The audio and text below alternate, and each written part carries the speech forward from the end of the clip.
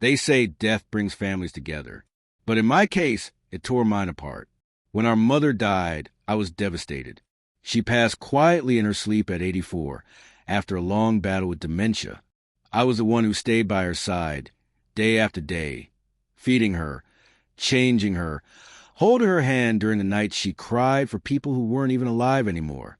My older brother, Thomas, only visited a few times a year.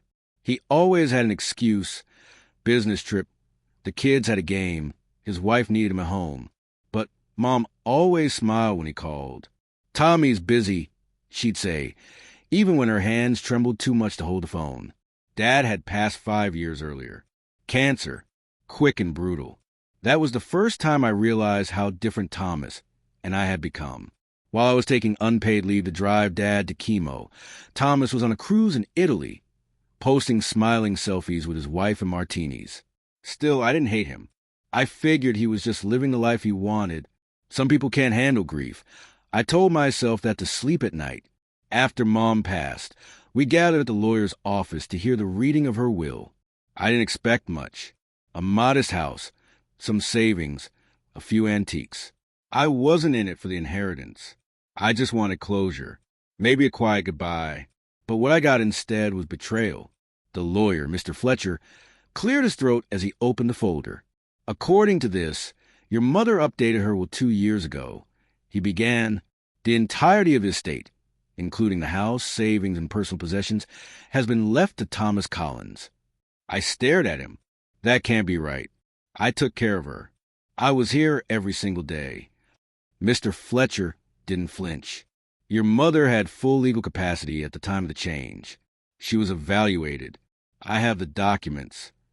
Thomas didn't even look at me. He just sat there, smug, nodding like this was a business meeting. I felt something break inside me. After the meeting, he stood outside the office with his hands in his pockets.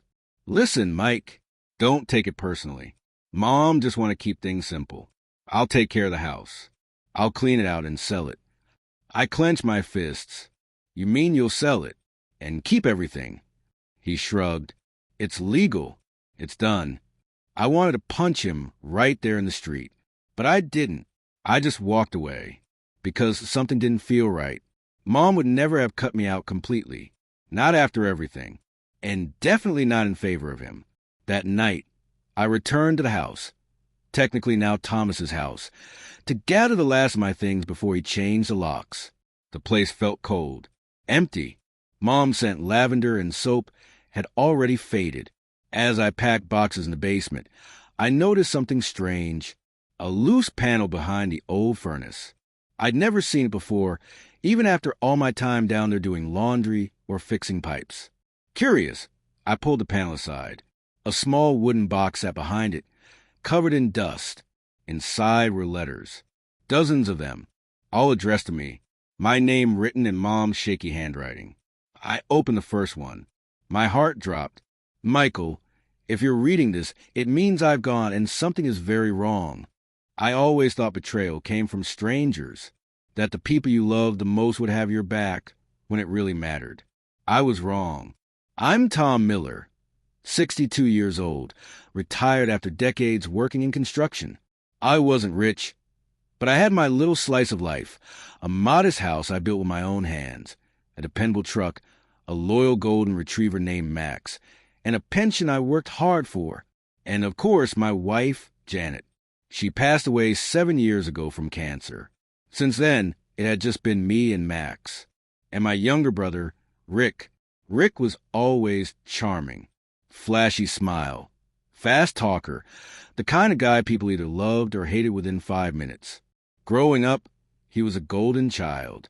I was the steady one, the one who followed the rules, stayed out of trouble, worked hard. He was the one who somehow got away with everything. Our parents never saw it. Even when Rick dropped out of college, borrowed money from Dad that he never paid back, and went through 3 marriages, they kept bailing him out. "He just needs more time." Mom used to say, "He's got potential." Yeah, well, potential doesn't pay the bills. After Dad passed and Mom followed a few years later, Rick showed up again, broke, divorced again, and between jobs. I just finished remodeling my place, and I had a spare room. Against my better judgment, I let him move in. Just for a few months, I told myself. That was 5 years ago. At first, it was okay. Rick did odd jobs around town, paid a little toward the bills, helped fix up the garage. But soon, I started noticing things. Beer disappearing. My tools moved around.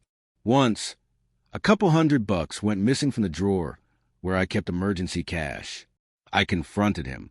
He swore he didn't take it. Maybe you forgot you spent it, he said.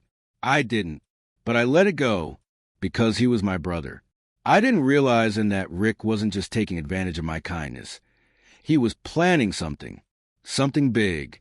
It started with a woman. Her name was Belinda. Blonde, well-dressed mid-50s, with a sharp laugh and expensive perfume. Rick met her at the local country club. He claimed he was networking for business. I didn't ask what business.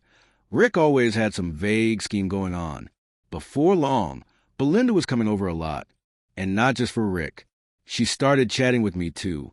Complimented my garden. Asked about my late wife. Even brought Max a gourmet dog treat once. Then one night, Rick pulled me aside. Tom, he said, Belinda's got connection. Some investment opportunity. Real estate, low risk, big return. But I need a little seed money to get in. I should have laughed. Should have kicked him out right then and there. Instead, I asked how much. He said 10 grand. Said I could double it in 6 months.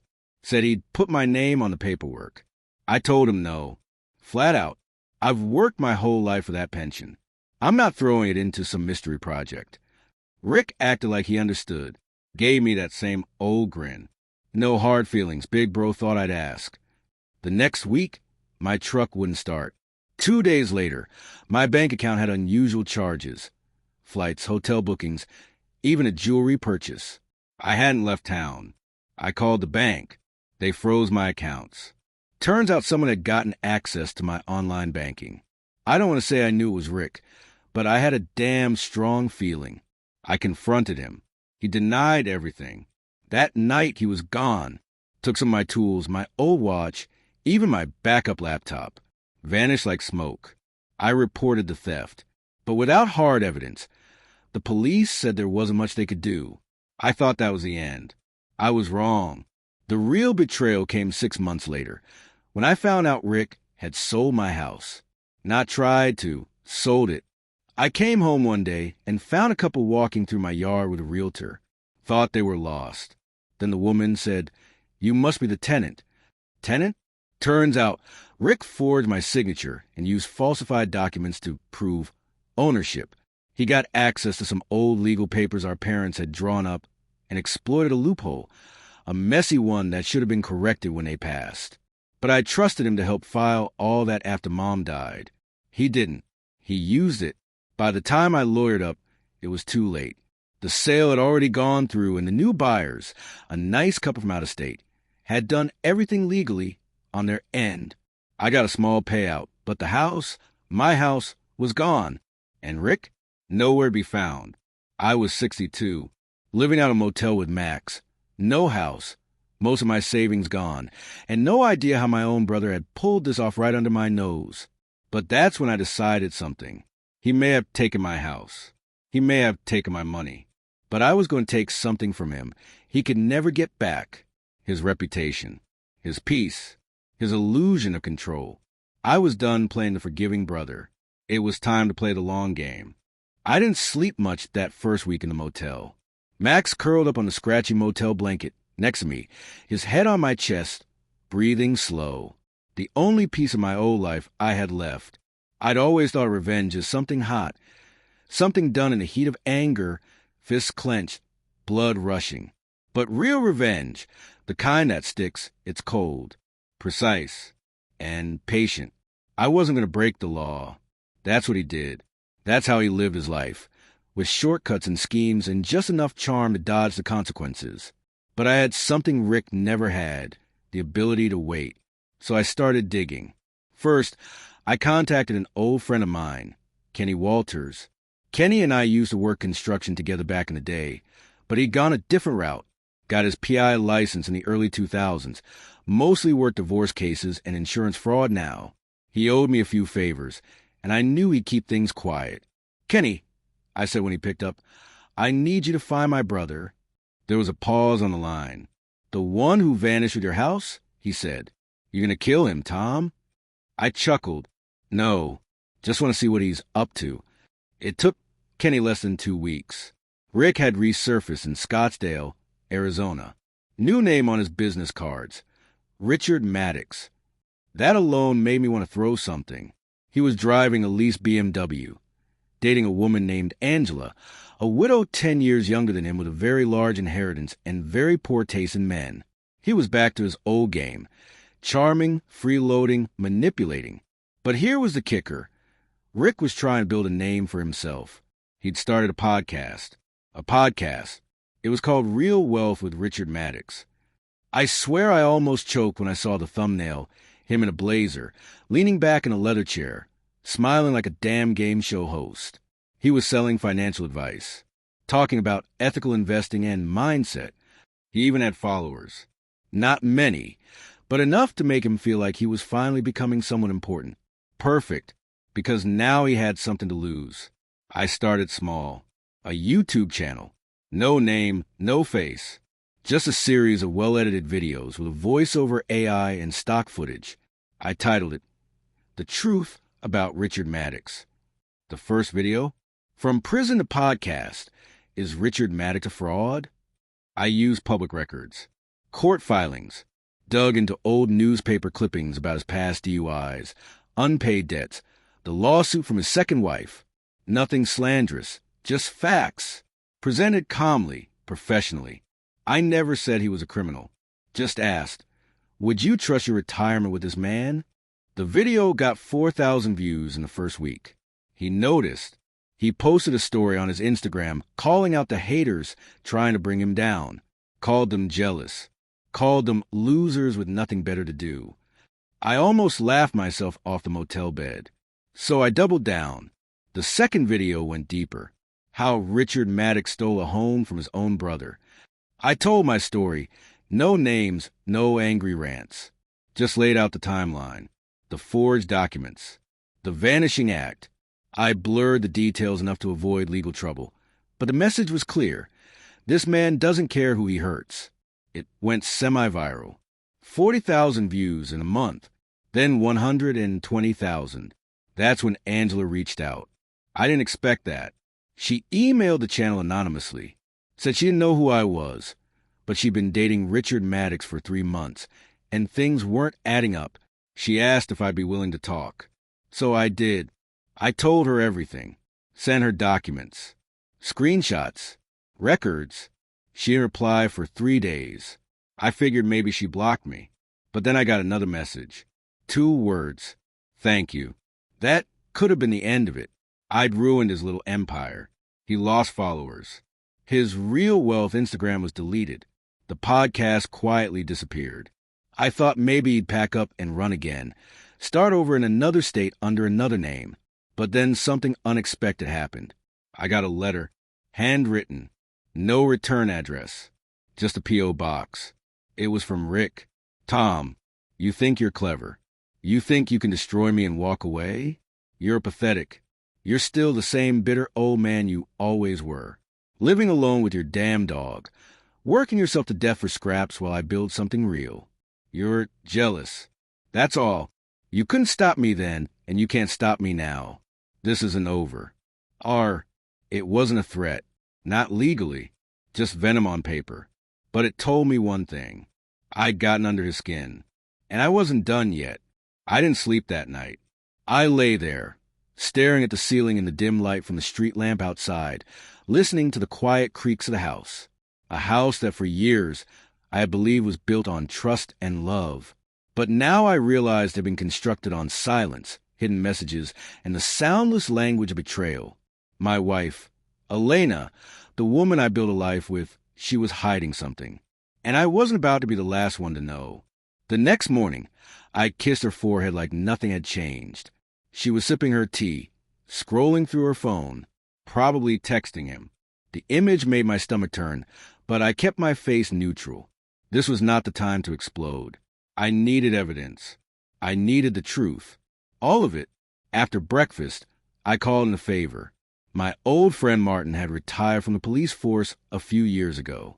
He now worked part-time doing private investigations, mostly for companies sniffing out corporate fraud or people checking on cheating spouses. It felt humiliating to even say it aloud.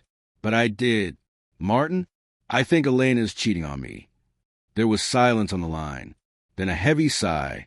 You sure you want to go down this road, brother? No, I answered honestly. But I can't live in the dark anymore. He agreed to meet that afternoon. Over coffee, I told him everything. The late nights, the odd texts, the change in her attitude. Martin didn't ask unnecessary questions. He just nodded, pulled out his tablet, and got to work. Give me a few days. I'll dig. 3 days later, I had the truth. Martin showed me pictures. Elena wasn't just cheating. She was in a full-blown relationship. Dinners, hotels, weekend getaways.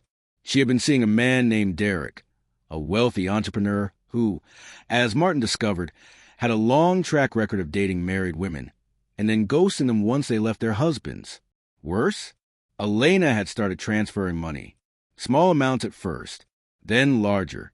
Thousands of dollars were missing from our joint savings. Martin suspected she was either investing in Derek's schemes or preparing to leave me entirely and start over. I felt sick. I stared at the photo of them together. Her in a red dress I'd bought for our anniversary last year, holding hands with him as they walked into a hotel I couldn't afford on my salary. My vision blurred. Rage. Hurt. Shame. I wanted to destroy something. But Martin put a hand on my shoulder. Don't act yet. You want revenge? Get smart. Play the long game. And that's exactly what I did. The setup. For the next few weeks, I pretended like nothing had changed. I smiled. I cooked dinner. I even suggested we plan a small vacation to reconnect. Elena agreed a little too eagerly. Probably thought she had me fooled, that she could squeeze out a few more dollars before jumping ship. But I wasn't stupid. I had already contacted a lawyer. I was moving money into a separate account, quietly collecting every financial record, every text message I could retrieve, every trace of her betrayal. But revenge isn't just about evidence. It's about humiliation. So I waited. I knew Derek had a weakness. Image. His social media painted him as a suave investor, a ladies' man, a wealthy playboy. But Martin had dug deeper. Derek had filed for bankruptcy twice under shell corporations. He was banned from several investment circles and was, in short, a con man. I just needed to make that public. I created an anonymous profile online. With Martin's help, I posted evidence of Derek's fraud to a few high-profile investor forums. Then I uploaded photos of him and Elena, time-stamped, tagged, geolocated, to a site his previous business partners watched like hawks. The reaction was swift. By the end of the week, Derek had been removed from 2 boards and reported to authorities for fraud. His accounts were frozen for investigation. And Elena? She was now tied to a sinking ship. The confrontation. One evening, she came home early. Pale, quiet, nervous. What's wrong? I asked. She hesitated. Then, I think I made a mistake. I looked up from the book I wasn't really reading. About what? About him. There it was. The first crack in her mask. I stayed calm. Let her stew in her guilt. Later that night, she tried to come closer. I gently pulled away. Let's not pretend. Elena, I know. Her eyes widened. What do you mean? I stood and walked over to my desk, pulled out a folder, set it on the table in front of her. Inside, photos, bank statements, messages, everything. She didn't open it, just stared. I was going to leave him, she whispered. I laughed, bitter and hollow. No, Elena. He left you. She flinched. I continued, voice cold. I know everything. You stole from me, lied to me, slept with a man who saw you as nothing more than a wallet with legs. You threw away decades for what? A few expensive dinners and fake promises. Tears welled in her eyes. I didn't care. You think this is over? I added, no, we're just getting started. And with that, I walked upstairs, leaving her with the folder, the silence, and the slow, creeping realization that her perfect little escape plan had just collapsed around her. Elena didn't come to bed that night. She sat downstairs for hours. I could hear her moving around, sometimes pacing, sometimes sobbing softly. At one point, she tried to open the wine cabinet. Locked. I made sure of that. She must have stared at that folder for half the night. The photos, the bank statements, the printouts of texts, each piece of evidence, a nail in the coffin she built for our marriage. And when she finally did come upstairs, she didn't speak.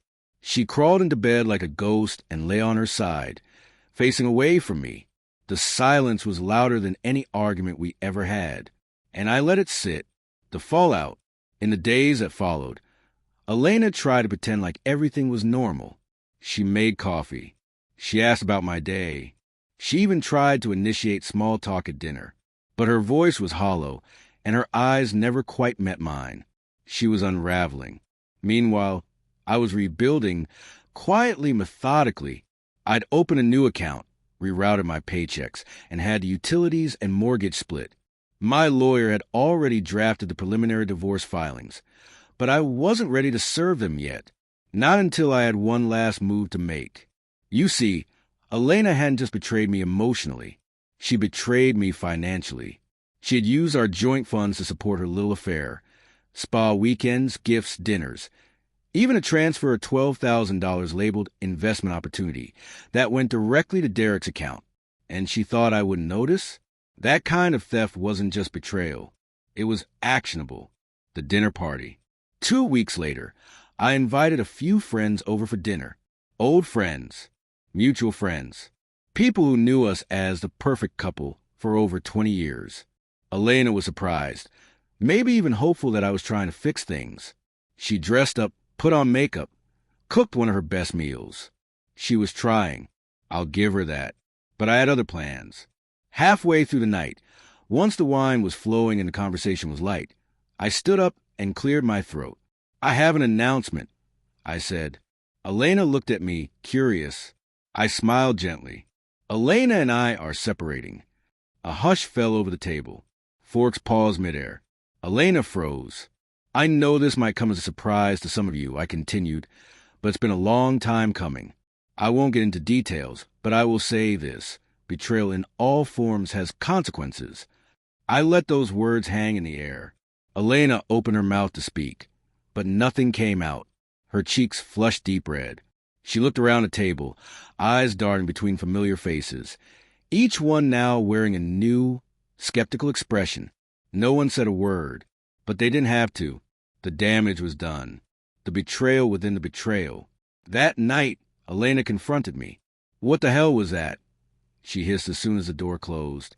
That, I replied, was the first of many truths coming to light. You embarrass me. No, Elena, you embarrass yourself. I just confirmed it. She went quiet, then desperate. We can fix this. I made a mistake. I was stupid. I got caught up in something that wasn't real. No, you got caught. That's all. She looked away. He's gone. He left me. I shrugged. He used you, just like you used me. Then she said something I didn't expect. I have nothing left. I looked her straight in the eye. That's not my problem anymore. But she wasn't done. The next day, she went to the bank. She tried to access the joint account. It had $500 left in it. Everything else had been legally and cleanly transferred into a new account under my name. She called her sister. Her sister called me. I didn't answer. That weekend, Elena moved out. She packed 2 suitcases and went to stay with her cousin across town. She didn't say goodbye. I didn't offer one. The silence between us was now louder than any argument could have been. And yet, I still wasn't finished. Unmasking the lie. Remember Derek? He had resurfaced, quietly, under a different name on another investment site. He was already recruiting new partners for his next scheme.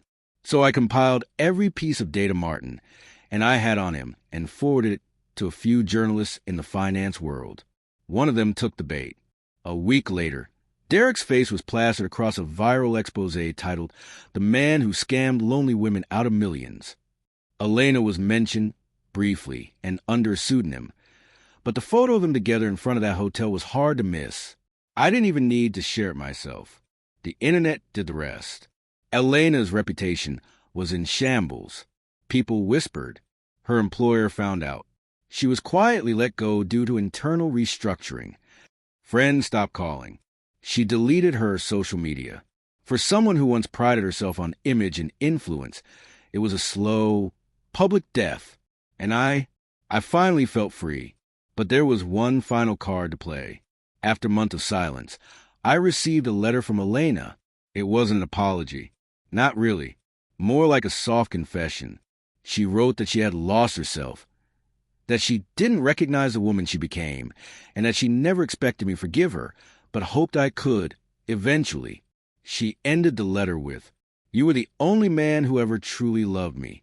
I threw it away, and now I'm alone. I hope you find happiness, even if it's not with me. I didn't respond. Instead, I opened a file from my lawyer and signed the final divorce papers. Then I called Martin, poured us 2 whiskeys, and toasted. "To peace," I said. "To revenge done right," he replied. Revenge is a strange thing. When you first taste it, it's hot, sharp, almost electric. You feel alive, vindicated, powerful. But then, after a while, the flavor fades. The adrenaline slows. And what's left is silence. Peace, maybe. Emptiness, too. That's the part they don't talk about. But for me, for the first time in years, that silence felt right. The chaos was gone. Elena was gone. The house without her. After the divorce was finalized, I stood in the middle of my kitchen and looked around. Her mugs were gone. Her wine rack, empty. No more silk scarves hanging on doorknobs. No perfume clinging to the hallway. At first it was jarring. Then it became liberating. I moved things around. Repainted the living room, turned her reading room into a quiet gym, got rid of the throw pillows she insisted we keep that had zero practical value, bought a second-hand espresso machine I'd been eyeing for years. It wasn't about the stuff. It was about claiming the space, my space. For the first time in decades, my life felt like my own again. Unexpected connections. One evening, about 3 months after Elena moved out, I was sitting in the park reading a book when someone called my name. "Daniel." I looked up. It was Claire. We hadn't seen each other in years. Claire and her husband used to come to our barbecues. Her husband, Steve, had passed away from a stroke 4 years back. She looked older now, of course, like we all did, but she still had that calm strength in her eyes. We talked, and then we talked some more. She'd heard about the divorce in that awkward, second-hand kind of way people do. I told her just enough. She didn't press. I appreciated that. We met again the next week. And the next, walks turned into coffees. Coffees turned into dinners. She never asked about Elena, never judged. She just listened, and that alone made her feel like the safest place I'd known in years. The letter from Martin. Around this time, Martin sent me a package. Inside was a small leather-bound notebook and a handwritten note. Thought this might help. It's weird, starting over, but you've got the chance to write the next chapter. Literally. Go for it. I opened the notebook. The pages were blank. And for a while, I just stared at them. Then I picked up a pen and wrote the first words I'd allowed myself to believe since the whole storm began. I am still here. Elena's new life. I didn't check on her. Not intentionally. But from time to time, news found its way to me. Her cousin kicked her out. Something about unpaid rent and drama with another man. She tried starting an online boutique. It flopped. Then a podcast. 2 episodes in, she vanished. She burned bridges faster than she could rebuild them. Some friends told me she'd moved out of state, chasing some guru or healing retreat. I didn't feel sorry for her. Not anymore. She made her choices. I made mine. But I hoped, genuinely, that she found peace somewhere. Because holding on to hate too long poisons the holder more than the target. And I was done being poisoned. A new chapter. One morning, Claire and I took a road trip. Nothing big, just a 2-hour drive to a quiet town with antique shops and a lake.